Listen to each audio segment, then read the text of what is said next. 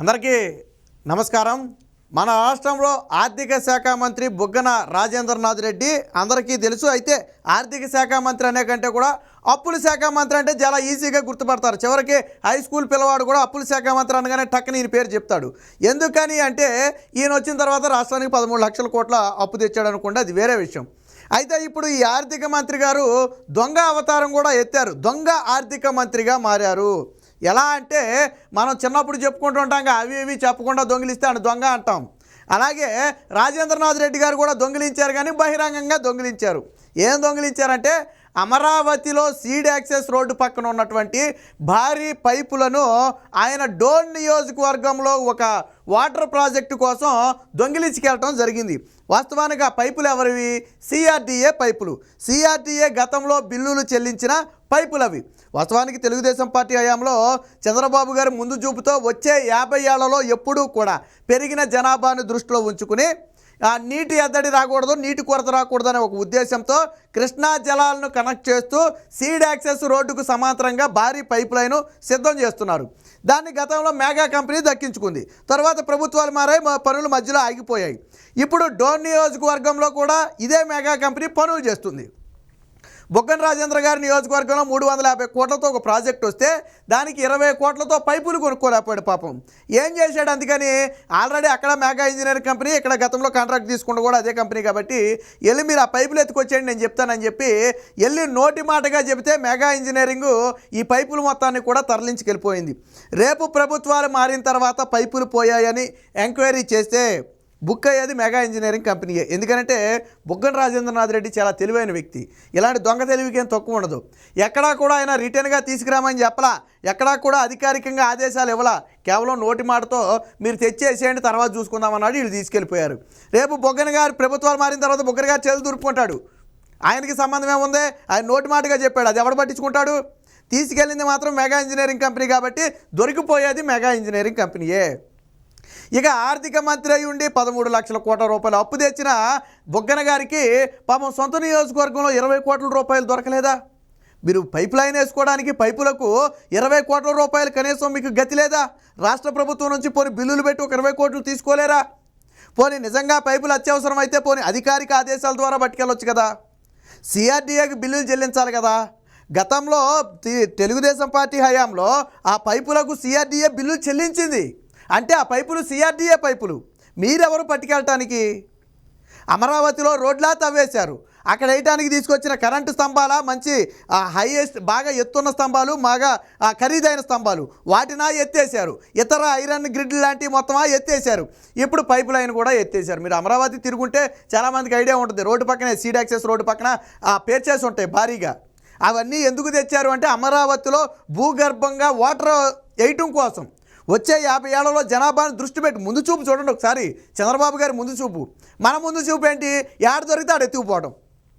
ఆయన ముందు చూపు వచ్చే 50 ఏళ్లలో ఎంత జనాభా ఉంటారు ఇప్పుడే లెక్కగట్టి ఆ నగరంలో 1 కోటి మంది నివసించినా 2 కోట్ల మంది నివసించినా నీటి కొరత రాకూడదని కృష్ణానది నుంచి కలపడం కోసం ఒక లైన్ ఏర్పాటు చేస్తే జగన్మోహన్ రెడ్డి వచ్చిన తర్వాత అమరావతిని భ్రష్టు పట్టిస్తే ఈ బుగ్గన గారి పైపులు ఎత్తుకెళ్ళిపోయారు. మరి ఇలాంటి వాళ్ళని దొంగ అనకూడదా? మీరు అనధికారికంగా ఎత్తుకెళ్ళారు, పోనీ అధికారికంగా కూడా కాదు కదా. సిఆర్డీఏకి డబ్బులన్నా చెల్లించాలా? చెల్లించలేదు. పోనీ ప్రభుత్వ ఉత్తర్వులన్నా ఇచ్చుండాలా? రేపొద్దున ఎవడు బాధ్యుడో వాడు ఉత్తర్వులు ఇచ్చుండాలా? ఇచ్చారా? ఇవ్వలేదు. కానీ నోటి మాటగా పట్టుకురామంటే ఈరోజు పట్టుకుని వెళ్ళిపోయారు. అందుకనే ఏంటని ఆ ఆర్థిక మంత్రి గారు ఎందుకు దొంగ అవతారం ఎత్తారని అన్నామంటే ఇందుకే అన్నాం.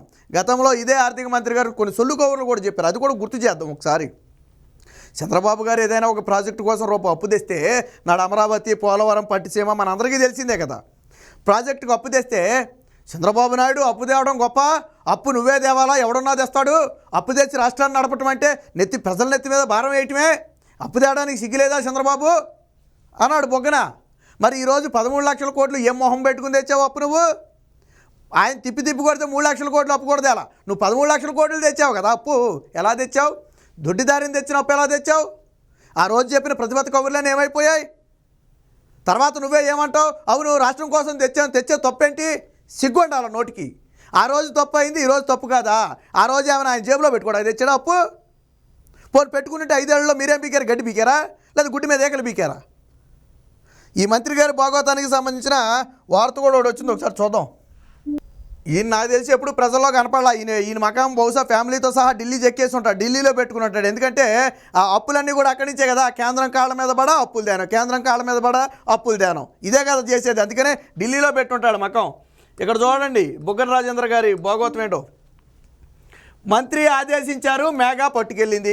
అమరావతి నుంచి భారీగా తాగునీటి పైపుల తరలింపు, 20 కోట్ల రూపాయల విలువైన సామాగ్రి డోన్కు వాటర్ గ్రిడ్ ప్రాజెక్టు కోసం తరలించేసిన గుత్త సంస్థ అనుమతులు లేకుండా నోటి మాటతో నడిచిన వ్యవహారం.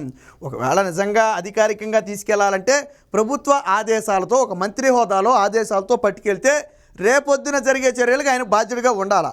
అందుకని ఏం చేశాడు, నోటి మాటతో మీరు పట్టుకొచ్చేయండి తర్వాత చూసుకుందామన్నాడు, పట్టుకెళ్ళిపోయారు. రేపొద్దున విచారణ వస్తే బలైపోయేది మాత్రం మేఘా కంపెనీ, అందులో ఎటువంటి సందేహం లేదు. ఇక ఇదిగో మీరు పైపులు అంటే చిన్న ప్లాస్టిక్ పైపులు అనుకుంటారేమో, ఒకసారి చూడండి. దాదాపు ఒక లారీకి గట్టిగా 6కు మించి ఎక్కువ పట్టే పైపులు కాదు, 1/2 డజన్ పైపుల కంటే ఎక్కువ పట్టవు ఇంత భారీ లారీకి. ఇలాంటి భారీ పైపులే ఇదిగో ఈయనే తరలించేది, ఈ పైపులు అయ్యి. వీటిని చంద్రబాబు గారు అమరావతిలో వాటర్ లైన్ కోసం తెచ్చింది. అది మనమా చేసేది లేదు. పోనీ ఏదో చేద్దామని తీసుకొచ్చిన సామాగ్రిని కూడా ఇలా దొంగసాటుగా పట్టుకెళ్ళటం. నిజంగా నీకు అంత అవసరం ఉంటే సిఆర్డీఏకి ఆ డబ్బులు చెల్లించేసి నువ్వే పట్టుకెళ్ళి, పోనీ వేస్ట్గా ఉన్నా ఎందుకు నేను వాడుకుంటానని చెప్పి నువ్వే పట్టుకెళ్ళొచ్చు కదా. ఎందుకు పట్టుకెళ్ళలేదు? ఎందుకు సిఆర్డీఏకి 20 కోట్లు చెల్లించలేదు? 13 లక్షల కోట్ల అప్పు తెచ్చినోడు 20 కోట్ల రూపాయలు చెల్లించలేవా? రేపు సిఆర్డీఏ కూడా దీనికి బాధ్యత వహించాల్సి ఉంటుంది. ఎందుకంటే ఈ ప్రాపర్టీ సిఆర్డీఏ ప్రాపర్టీ. ఒకవేళ దాన్ని కాపాడాల్సిన బాధ్యత మీది, మీకు తెలియకుండా మిస్ అయితే కనీసం కంప్లైంట్ ఇవ్వాల్సిన బాధ్యత కూడా మీ మీదే ఉంది. మరి ఈరోజు కంప్లైంట్ ఇవ్వలేదు, ఎత్తికెళ్ళేదాన్ని ఆపలేదు. రేపొద్దున ఎంక్వైరీలో బయటపడద్దే సిఆర్డీఏ పరిధిలో ఉండాల్సిన పైప్ లైన్లు ఏమయ్యాయి, ఎవరో పట్టుకెళ్ళారు, మరి మీరేం చేశారు, నిద్రపోయారా అని చర్యలు తీసుకుంటే మీరు సిఆర్డీఏ అధికారులు కూడా అందుకు బలవ్వాల్సి ఉంటుంది.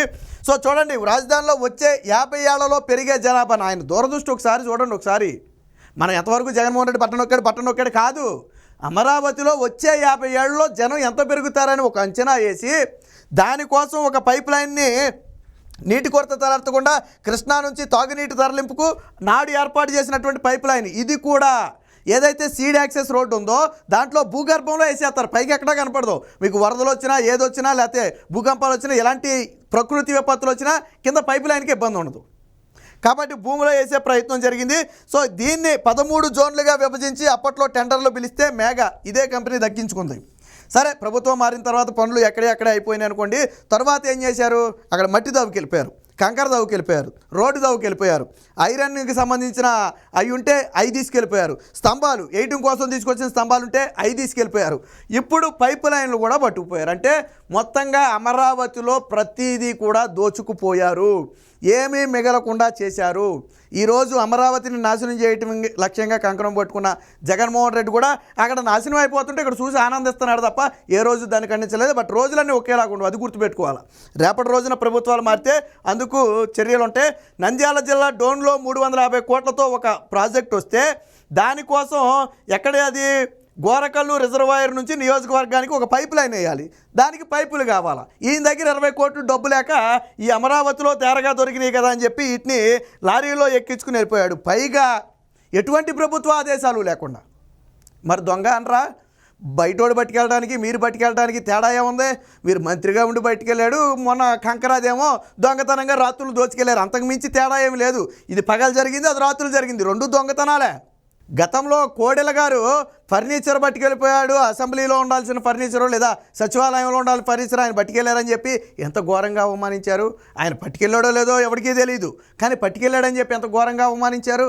ఆ రోజు ఆ బాధ తట్టుకోలేక ఆయన ఆత్మహత్య చేసుకున్నాడు.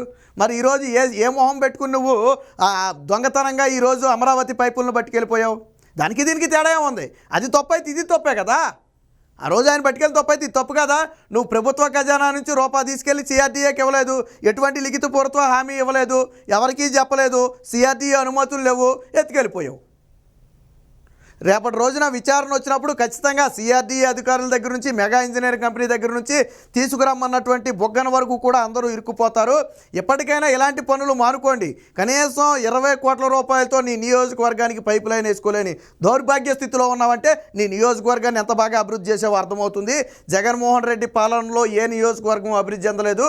ఇన్ని లక్షల కోట్ల అప్పు తెచ్చినటువంటి బొగ్గన గారు కూడా 20 కోట్ల రూపాయలతో పైపులు తెచ్చుకోలేని దౌర్భాగ్య పరిస్థితి. పోనీ ప్రభుత్వం నుంచి బిల్లులు పెట్టి 20 కోట్ల రూపాయలు కాంట్రాక్టు సంస్థకి చెల్లించలేని దౌర్భాగ్య పరిస్థితి. పోనీ ఆ డబ్బులు ఏదో సిఆర్డీఏ కన్నా చెల్లించాడంటే అది కూడా లేదు.